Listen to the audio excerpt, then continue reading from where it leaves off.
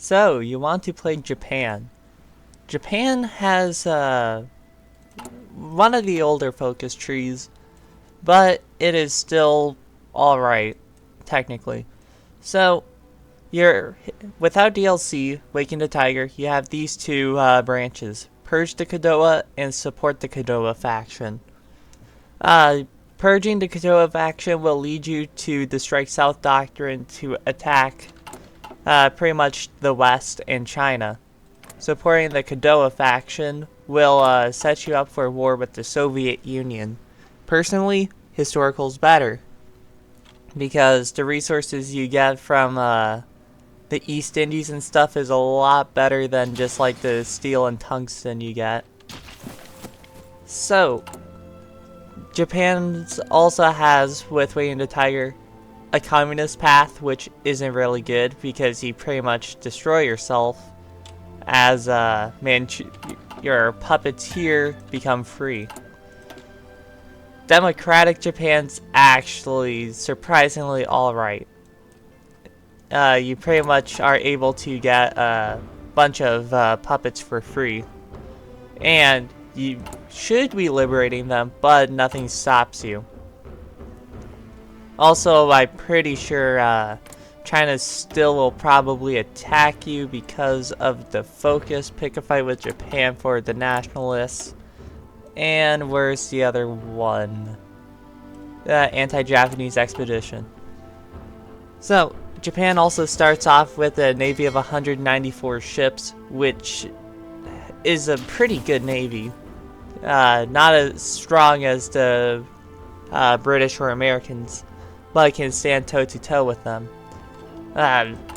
The division templates, your main infantry is actually kind of big. Personally, I would replace this with artillery over time. The tank division is kind of a joke. Cavalry, motorized, the Marines, and garrison.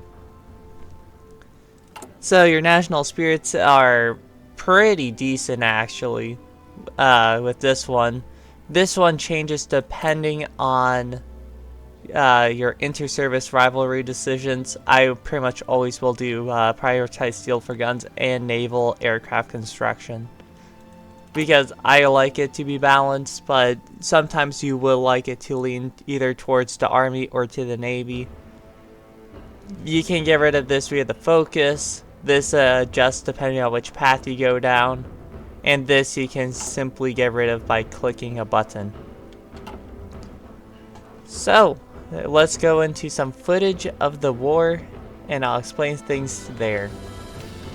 Not mentioned in the focus tree are the Manchurian Project path, which lets you develop Manchuria, and the Army and Navy branches, which if you rush down, you can get the 0 ahead of time, which is quite useful.